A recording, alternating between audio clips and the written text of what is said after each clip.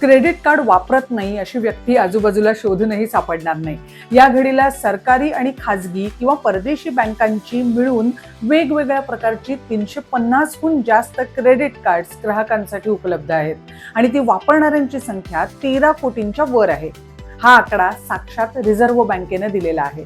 थोडक्यात credit card हा भारतीयांच्या आर्थिक जीवनाचा एक भाग आहे. हे कार्ड वापरून मिळणारे रिवॉर्ड्स, कॅशबॅक आणि इतर फायद्यांची भुरळ तरुणाईला पडली आहे. पण त्याच वेळी या डिजिटल कार्डामुळे लोक कर्जाच्या जाळ्यातही अडकल्याच्या घटना आहेत. म्हणूनच या व्हिडिओत आपण एका प्रश्नाचं उत्तर शोधणार आहोत. क्रेडिट कार्ड खरंच फायदेशीर आहे का?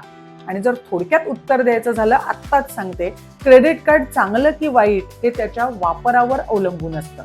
आता बघूया कसं.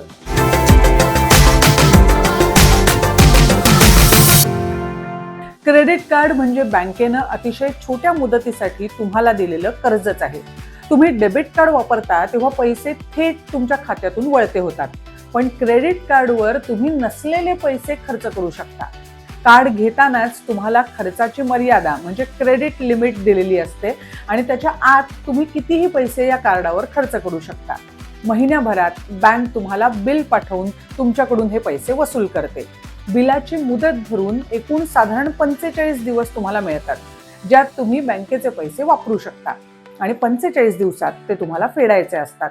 तुम्ही ते मुदतीत फेडलेत तर तुम्हाला कोणत्याही प्रकारचं व्याज भरावं लागत नाही.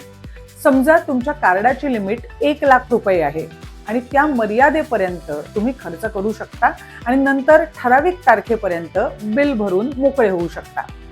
हे कार्ड वापरण्याची वार्षिक फी फक्त बँकेला भरावी लागते. इथपर्यंत सगळं ठीक आहे, म्हणजे तुम्ही क्रेडिटवर खर्च केलेत आणि महिन्याच्या महिन्याला बिलही भरलं. पण अनेकदा काय होतं की बिलं वेळेवर भरली जात नाहीत आणि अशी व्यक्ती मिनिमम पेमेंट ट्रॅपमध्ये अडकते. क्रेडिट कार्ड वापरणाऱ्या अनेक लोकांची सगळ्यात मोठी चूक म्हणजे मिनिमम पेमेंट भरणं. समजा तुमचं बिल 20,000 रुपये आलं आहे. बँक तुम्हाला किमान 1,000 किंवा 1,500 रुपये भरून उर्वरित रक्कम पुढे ढकलण्याची परवानगी देते. हे बघायला सोयीस्कर वाटतं, पण इथेच खरा सापळा असतो. कारण तुम्ही फक्त मिनिमम पेमेंट भरल्यानंतर उरलेल्या संपूर्ण रकमेवर व्याज आकारलं जातं. फक्त ही रक्कमच नाही तर तिथून पुढे जी म्हणून खरेदी तुम्ही कराल त्या प्रत्येक खर्चावर त्या दिवसापासून व्याज आकारणी सुरू होते आणि हे व्याज दिवसाला 3 ते 4% इतकं असू शकतं. म्हणजे वर्षभराचं व्याज जातं 36 ते 48% घरात. अनेकांना वाटतं की त्यांनी बिल तर भरलंय, पण प्रत्यक्षात कर्ज वाढतच असतं. काही महिन्यात हे व्याज एवढं वाढू शकतं की मूळ खर्चापेक्षा जास्त पैसे भरावे लागू शकतात. उदाहरणार्थ, तुम्ही 50,000 रुपयांची थकबाकी ठेवली आणि ती वेळेवर भरली नाही तर काही महिन्यातच त्यावर हजारो रुपयांचं अतिरिक्त व्याज लागू शकतं. आणि म्हणूनच आर्थिक तज्ज्ञ क्रेडिट कार्डला सगळ्यात महागडं कर्ज म्हणतात. तुम्हाला ही समस्या कळावी म्हणून छोटी आकडेवारी सांगते. या घडीला 2,91,000 कोटी रुपयांची थकबाकी क्रेडिट कार्डावर भारतात बाकी आहे आणि त्यातली 33,000 कोटी हे ओव्हरड्यू म्हणजे न भरलेल्या बिलाचे आहेत. आणि ही आकडेवारी ताजी मे 2026 ची आहे. आता हे ऐकून तुम्हालाही वाटेल की क्रेडिट कार्ड इतकं वाईट आहे का? तर उत्तर आहे नाही, जर तुम्ही स्मार्टली ते वापरलं तर. पण स्मार्टली क्रेडिट कार्ड कसं वापरायचं आता ते पाहूया. काही गोष्टी आणि नियम जर नीट पाळलेत तर क्रेडिट कार्डचा योग्य उपयोग तुम्हाला करून घेता येईल. रिवॉर्ड पॉइंट्स, कॅशबॅक आणि डिस्काउंटचा फायदा घ्या. ऑनलाईन व्यवहारांसाठी सुरक्षित पर्याय म्हणून क्रेडिट कार्ड वापरा.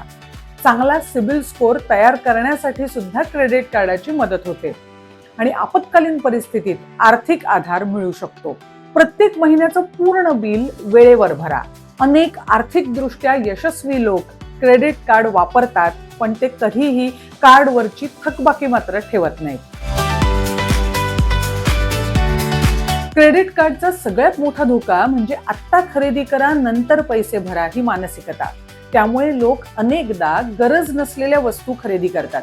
शिवाय EMI वर वस्तू खरेदी करणं, मिनिमम पेमेंट करणं, यातून व्याज सतत वाढत जातं आणि त्यामुळे कर्जाचं ओझं वाढत जातं.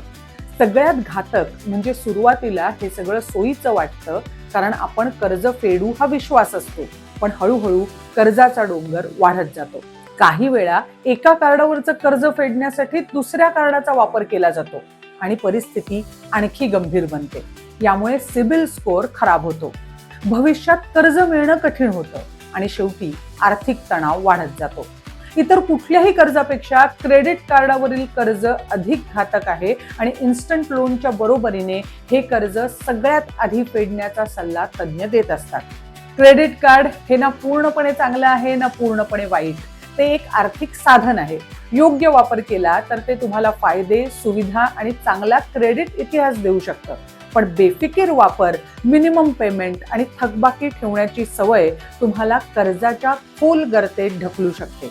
म्हणून लक्षात ठेवा, क्रेडिट कार्डमुळे लोक श्रीमंत होत नाहीत, पण आर्थिक शिस्त असलेले लोक त्याचा फायदा मात्र करून घेतात आणि शिस्त नसलेले लोक याच कार्डामुळे कर्जात अडकतात. तुम्ही क्रेडिट कार्ड कसं वापरता आम्हाला कमेंट बॉक्समध्ये जरूर सांगा. व्हिडिओ आवडला असेल तर लाईक करा आणि हो, अशाच माहितीपूर्ण व्हिडिओंसाठी मनी मंत्रा चॅनल सबस्क्राईब करायला विसरू नका.